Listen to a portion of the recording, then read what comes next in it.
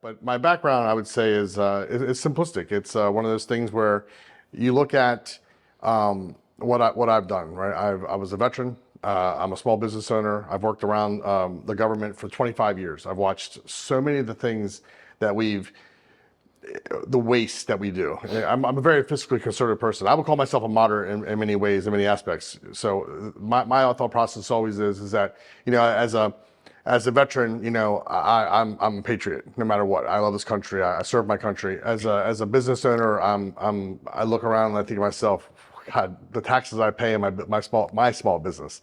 And I think to myself, we're just wasting it, right? And then as a contractor who worked for the government for 13 years at Havre de Grace, I saw an unbelievable amount of waste that I saw there. Mm-hmm. We had this thing called the EFV, which was basically the double AV on steroids, right? And we've changed that thing to the triple AV, the double A. General Dynamics or whoever owned it or was the one who making it, they had like 25 years of iterations to this, and eventually I'm like, when is it going to work, right? But we finally go down to that warmongrel thing, right?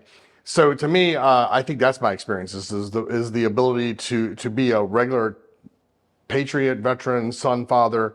And at the same time, being a taxpayer, those are this isn't rocket science. I honestly, in my personal opinion, I just read an article the other day about how much the staffers actually do. It's not the figureheads that are doing they may have the ideas, they may be the front man, but it's the staffers that do most of the work. Yeah, You know what I mean? yeah. And I don't have a staff. When you meet Blane Miller, you meet me. When you ask me my opinion, it's my opinion, not some opinion we cooked up together so we can all figure out how I sound. Yeah. It's my opinion. Yeah. So a lot of the time, most people say when they talk to me, they talk about how I'm genuine or how I'm down to earth. Like I had a security guard at this unity breakfast we had to go to not too long ago, and he was like, "You're running for Congress?" And I was like, "Yeah." He goes, "Man, you don't even seem like that type. I'm in there helping the guys move the chairs around and move the stage around." Yeah. You think any of those other people that are elected to office would have done that? Yeah. No, because they're not regular people. Yeah. And that's what we need more of. Yeah. And the real, at the end of it all, I say this, is that it's not hard because it's common sense.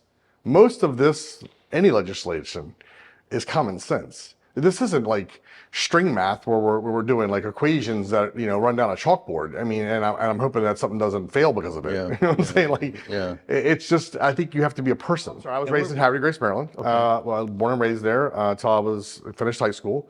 I went to join the Navy right out of high school because I felt like it was the thing to do. I didn't want to waste my parents' money going to college because I didn't even like going to high school. Yeah. And the military was great because it taught me how to. I didn't know how to learn until I got to they showed me how I learned. Yeah. Sometimes school is like one size fits all type thing, and that's not always the best case. Yeah. I wasn't the greatest kid in school. If you talk to my teachers, they're like, "Oh, Blane was," I had a hard time sitting still. I just wanted to be go, go, go. So, did you get a specialty in the Navy? Yeah, I was a photographer. I was back then we called it a photographer's mate. And then after being as a photographer, I actually ended up being an air crewman and did aerial photography for the first 5 years in the military. Oh, no kidding. On a P3 Orion, and then which kind of leads into why I like doing some of the fun things when it comes to doing the videos and stuff, is because I went to the Navy's propaganda machine, which was Navy Marine Corps News. Yeah. And I learned so much there. Did you always think that you come back to Havre de Grace? Absolutely, always. Okay. I always say, if I somehow became hard times, I know I'll get a meal in Havre de Grace. Everybody knows me in Havre de Grace, so I know that. If I have my mom and my family, obviously they take care of me, help me take. But if I fell on hard times or something, I know somebody would feed me at least supper. You know what I'm saying? So. Where were you on the political front? You couldn't probably do much when you were in the Navy, but that's kind of how I got. So when I got out of the Navy, I couldn't find a job. It was hard. It was hard. You don't really sell photography that easily. Yeah, right. So I actually, while I was in the military, I learned how to weld. And Bob Hooper, who used to be a senator for the Bel Air district, I can't remember the actual district off the top of my head. I think it's 35 or 35B or something like that now. I met him at a political function, and because back then I was a Republican, a young Republican, and I went to this function, and I went and sat down, and we just happened to be talking, and he was like, "Hey, I need a welder." I was like, "I need a job." So he helped me get my CDL license, and I ended up moving on to the city of Havre de Grace and running on their DPW department. So long story short, I ended up finding a really good job out on Abbey Proving Ground, where I got I was a high-speed photographer, which is not only creative but super skilled. I mean, these are jobs you're trying to nanosecond type exposure. So wow. it was a good gig, and I was out there for 13 years and loved every day of it. It was wonderful. But where did the political? Oh, so I'm sorry. So I happened to be talking to him about it, and I just kind of got, when I was in the military, I always thought, the military is an instrument of policy, right? It's the thought process that, we're the tip of the spear for whatever, the president or whoever, however you want to look at it, right? And I always thought to myself that the two things that I was always super, things that touch your life, I was like, well, you want to make differences, you want to make changes. So I want to make sure that the military people are always taken care of. So I love my veterans. And that's when the real, not with fentanyl, but with just painkillers was coming around. And I saw so many of my friends, dying from it. And I was like, we got to do something about this. This isn't just because someone wants to be a drug addict. This is because people there's real issues here. So really the beginning was that I wanted to make a change in that. So I ran for city council.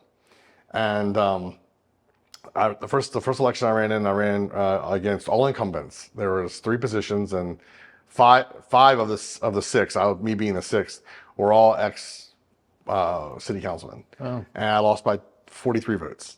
And it was heartbreaking. As a young 28-year-old guy, you think you're going to set the world on fire and you're going to do all these things, and it was tough. So, like anything else, I got right back on the horse and I ran for county council, and I lost to the incumbent in the incumbent race by 127 votes. Oh. So you're just like, so then I got out of it, and I kind of stayed out of it for a while. But now I'm back in it because I know this is my calling. I know this is what I'm meant to do.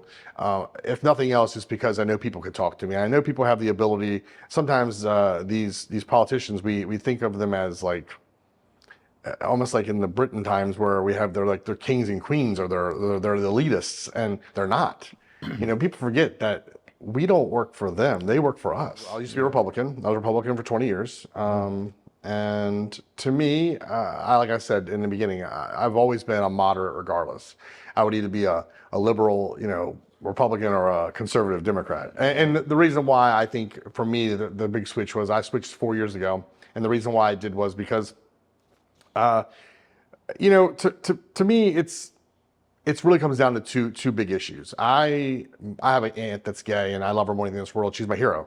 When I was a kid growing up, she was like the funny one, and she always, she would do her little skits off Saturday Night Live, and me and her would sit up late together and watch Saturday Night Live. I loved her to death. I still love her, obviously, but love is love. And at the end of the day, no one should have to worry about that. That's crazy to me, right? So that's an issue. And then abortion, I believe that's something, and I don't like to use, but even just body autonomy as a whole, I feel like that's something that the government has. I always have this saying that I don't want the government in my bank account.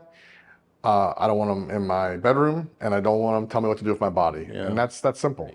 I mean, did you have a feeling for former President Trump? Listen. People always try to get you to answer those questions, and I'll say this: like most of the people who run for office, like Arnold Schwarzenegger and Donald Trump and Jesse the Body Ventura, right? And these are famous people, right? Not politicians per se. Let's just say that. And I think they wanted Donald Trump to get up there and say you're fired, or Arnold Schwarzenegger to say I'll be back, and Jesse the body slam somebody out of the room. I don't. I think people get wrapped up with the idea of these people and maybe their personalities. So to me, the party itself, as a Republican Party, has changed. And from my perspective, when I was what I thought of what Republicans were, now we're so divided. There's no more. The middle is getting so much more wider apart, and we're having these extreme versions on both sides. And it comes down to the simplicity of it is just it's common sense. I don't know why we have to be in politics and have to hate each other. I've never understood this. Like, if me and you don't agree on something, we don't agree on something. That's fine. Actually, I prefer to be around people who don't agree with me, because I honestly believe that that's part of the time that you get to learn, or you see a perspective that somebody else has. I didn't wake up yesterday and I think I'm the smartest guy in the world. I'm learning every day. There's things I learn every day about history or, how, certain things work. And that's, I don't think that anybody who goes into politics knows it all.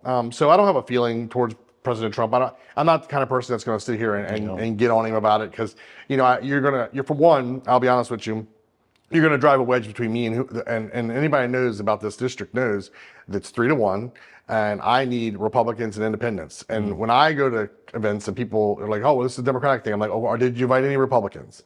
Because at the end of the day, I can go to every Democrat function in the world. That's not getting me elected. Yeah. And I believe in bringing this party back. These us, not parties. I don't believe in parties. I believe in people. I always tell people I'm not a Republican or a Democrat. You know what I am? I'm American, and that's what I am first. Yeah. What triggered you to run? Was Andy Harris do something? Was it? No, it wasn't necessarily maybe an Andy Harris thing. I mean, I to be honest with you, to watch, okay. Well, earlier in the conversation, you had brought up about prior, before, Wayne Gilchrist. So to give some understanding about this, I was the 2nd Congressional District forever, and I truly believe that if you live in a district, you should run for the district you live in. One, because I'll tell you, at least I know I get one vote, right?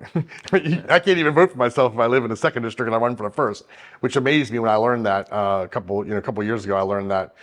So I was always in the 2nd Congressional District, and I was a huge Dutch Rupersberger fan. Me and him got along really well. Me and him had talked at different occasions and stuff like that. So, and I really liked Wayne Gilchrist as well. So that all being said, the district changed immensely. The district changed a couple times. It isn't just the one time when it was recently, but it's Andy Harris won, then Frank Credible beat him, and then Andy Harris beat him, and he's been there ever since. So he's vulnerable. Now, the problem is he vulnerable in the sense that where we are today in the district? The district is the largest congressional district in the state of Maryland. It covers 10 counties, one slither of other county. And what people don't realize is that Baltimore, Hartford, and Cecil, and Worcester County, those 4 counties are the ones that really hold the meat. The middle section has so few people. Queen Anne's County only has 13,000 registered voters. 13,000 registered voters as a whole, not Republican, Democrat, as a whole. So, and the turnouts were horrible this time for the primary. It was only like the highest one was like 21%. So it wasn't necessarily something that he did specifically, but I will say this: and again, people want to get on about the January 6th thing and all that stuff, and again, it's not something that I even want to talk about. I don't know if he did something wrong during. If somebody asked me this on Facebook, if he did something wrong during January 6th, then hopefully that the Justice Department would have taken advantage of that and taken care of what the problem is. What I will say is that why I'm running against Andy Harris is this. It's just simple. As a representative, you're here to represent everyone. All of us, okay? Not the ones who just disagree with you. And I've seen time and time again where he lashes out at people. As soon as he calls people terrorists. I mean, this is a guy that it doesn't need to be representing anyone. He sits on the appropriations committees. He attaches riders that seem to want to hinder women's rights to choose, and he's collecting a check while he's being a wet noodle in a seat that he's warming up. He's keeping warm. Yeah. So to me, that's not representation, because the representation for me, when I'm not in, and I'll tell you what Blane Miller's going to do. When I'm not in, there's not a thing that, oh, Andy Harris is this and I'm this. I mean, besides some of the obvious, we need to represent. And when you're not sitting in Congress doing the job, you should be out talking to the people. And that's what I want to do. I want to be present. As a representative, I want to be present. Yep. Where are you with Ukraine? It is a major commitment for the United States. It's an expensive commitment. Well, for a country who's only been around for 300 years, less than 300 years, obviously it's less than 300 years, we somehow become the world's police, right? And I don't pay for my friends to be my friends, right? That's not so. I don't. My best friend Mike. Hey, Mike, here's $20. Be my friend still. So when we're talking about these, how we give foreign aid or how we do these things that or taxpayer dollars are going to, I'm not against helping countries that are obviously, but you have to remember this, and I always give this the best analogy. Tomorrow, if Texas secedes from the country, which it's talked about doing, right? If it did, and Russia came in behind and started fueling up Texas and giving Texas all kinds of help, how would we feel about that? Russia is the largest country in the world. Okay, and Ukraine used to be a part of it. So at the end of the day, during the Cold War, they couldn't afford to keep people around. People started, rebelling and leaving. I think it's something that they need. Again, there's so much more to it. There's so much more to it than just the 10,000-foot view. And it would take us a long time to sit here and explain all that. But I will tell you this: I'm all about supporting them. But I also think that at the same time, in this critical time that we have in this country, where people are having a hard time paying for milk and the necessities of life, we need to be fiscally responsible. And taxpayer dollars we need to be fiscally responsible for. So to me, Ukraine, we've given them a lot of money up to this point, and I think we've given them enough right now. And let's see what they can do. And there's going to be people who disagree with that, but I mean, at the end of the day, like, we can't just keep spending. We're at 100% GDP.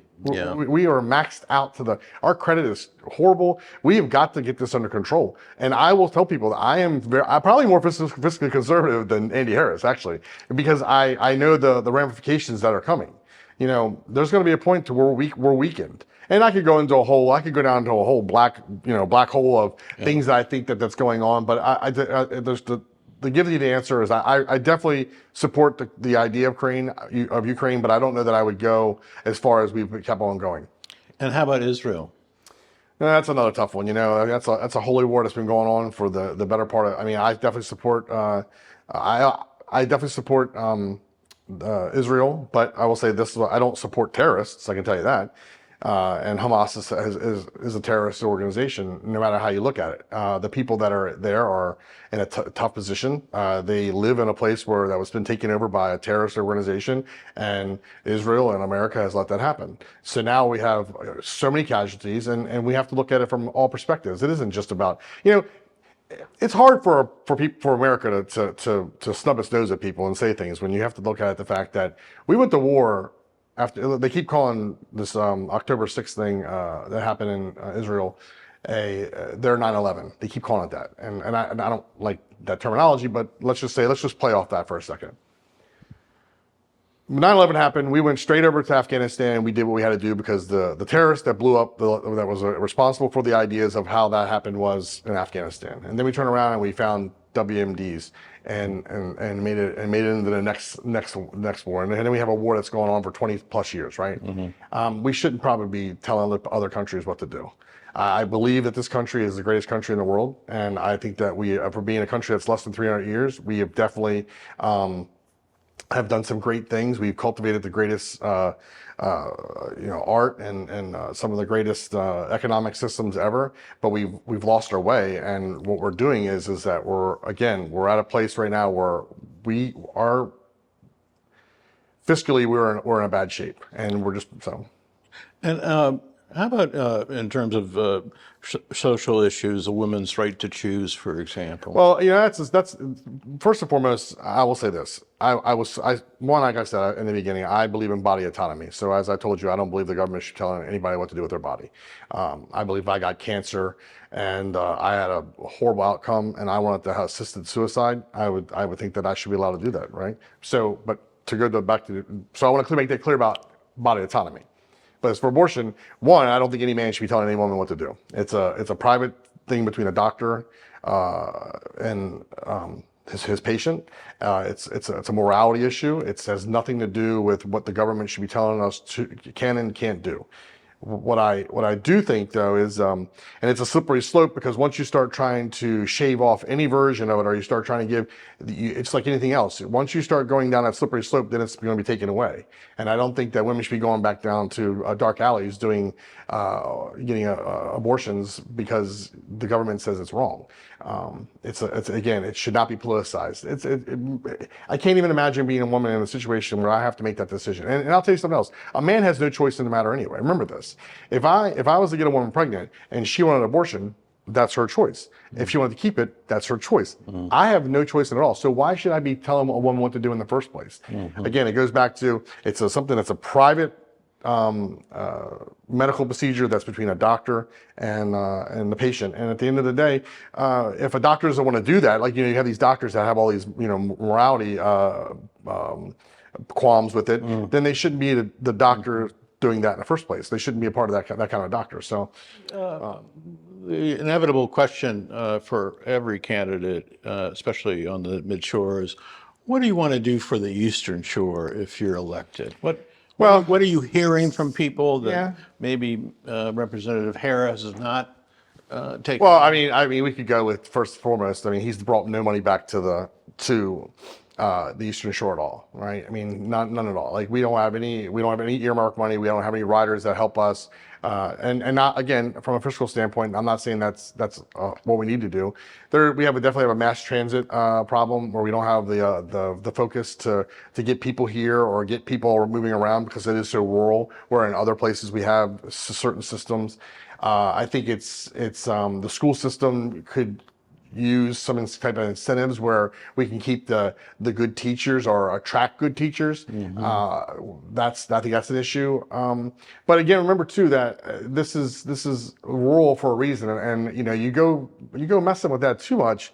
People don't really want that. They like I always make the joke, in the Eastern Shore, they want lower taxes, they want to keep their guns. That's what they want. They don't want people coming down here and bother them. Yeah. Now, the ones that have tourist parts of their job, of their lifestyle, of course they want that, but they want them to go home eventually and have the Eastern Shore. When I was younger, I hunted on the Eastern Shore with Schrader's group, and I loved it here, and I would come down here all the time, and I loved doing it.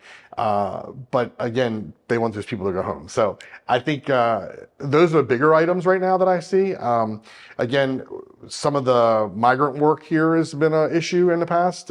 You get a whole laundry list of things that you get from people, and there's such a variety. There's people who don't want any of that, and there's people who want all those things I just talked about. But I will tell you this. As I go through and I'm every Saturday we find a town to go to, and we go down and we just walk around and talk to people. It's that simple. We go into shops, we talk to business owners, because those are the people who are going to vote. One of my bigger, I have so many, maybe we'll go into that in a second here, because you asked me about specifically the things that, obviously there's the world version or the national level of politics. Then there's your district politics and things that you want to do, and then there's some personal things that I have that I feel that are important. And one of those things is that it's campaign finance. To me, this is where lies the evil of it all, right? Most things are motivated in this world by greed and pride. And in this country, you unfortunately have, every time I talk to anybody, I got 20 resumes sitting in my inbox right now of all people who want to come work for me, but they want a paid position. I'm like, I'm paying for this myself. I'm not taking $1 from nobody. No PACs, no lobbyists, nobody. I will take $15 from my mom to buy a sign. I don't want people's help. That's the beginning of the corruption. Because again, it's programming people. Remember, think about it from this perspective. When you take my money to go run for office, right? Because this is something you want to do, not, nobody told Andy Harris or Blane Miller to go run for office. It's something we wanted to do, right? And whatever the reasons why we're doing it, but it should be paid for by everyone else. It's you got to have skin in the game. And so one of the things that I will always, probably every year, I will try to push a piece of legislation through that, and I'm sure it's going to get shot down because nobody else wants this. There's one guy up in Wisconsin that every year tries to do. I'll get with him, and because once I win this thing, I'll get with him, and we'll talk and see if we can get another person and get more people and get to some momentum with that. But it's huge to me that it's about money. Everything's about money. David Trone spent $68 million of his own money. If I had $68 million, I would be in philanthropy, not political, right? Yeah. And I don't have anything against David Trone. That's nothing against him personally. I'm saying that's a lot of money. Most people can't even fathom that. I can't fathom that. I don't have that kind of money. So I just that's one of my passions. I think that's something we need to do. I also think capping an age for the Constitution says you can't be 25 until you run for Congress. You can't be this until you run for Senate. You can't be this till you run for president. Well, if you have a minimum in life, right, there should be a maximum. So I think what should happen is we should put a cap on whatever the retirement age is. That's when you have to go. Now, there's obviously some things we could do. Say, okay, so if you run the year before you turn 72, right? I think retirement 72, right? So 71, you run, and then you'll be able to scave those next 2 years, or a senator can get 5 more years out of it. But no, you can't. There should be a cap. Nothing against old people. My mother's 75 years old and she's 76 years old and she's the salt of the earth. And I love her more. She's my biggest fan. I know I got 2 votes, me and her, okay? And she's great. But she would even say she wouldn't want to run for office. She would, it's not, Does that give you worry about Joe Biden and Donald Trump? well, sure. I mean, I keep telling everybody, like, I always have this saying, I say that, at least, we know in 4 years that these two will be gone. They'll go away, either way. Like if Joe Biden wins 4 more years, he can't be president again. And with the age continuing to go, I would think at some point, hopefully they would be selfless enough to say, I can't do this anymore, right? So I think in 4 years, we're done with these two, and maybe we can move on to somebody that's, because I can't believe out of 350 million people, this is all we have to choose from. It blows my mind every day when I think of that, when some of the smartest people in the world live here, some of the most amazing businessmen. Part of the issue I think sometimes is we have these politicians that they'll say anything, but at the same time also dramatize anything, and I think we need to stop with that. We need to heal this country. We need to figure out a way that we all can get along enough to make this still work. Because America, here's the thing, America, I always say this too, that you can't make America great again with 50% of the people. Okay? America's already great. But what you can do is make America great together. We can make America better together. Okay? What a great way to close. Thank you so much. No problem.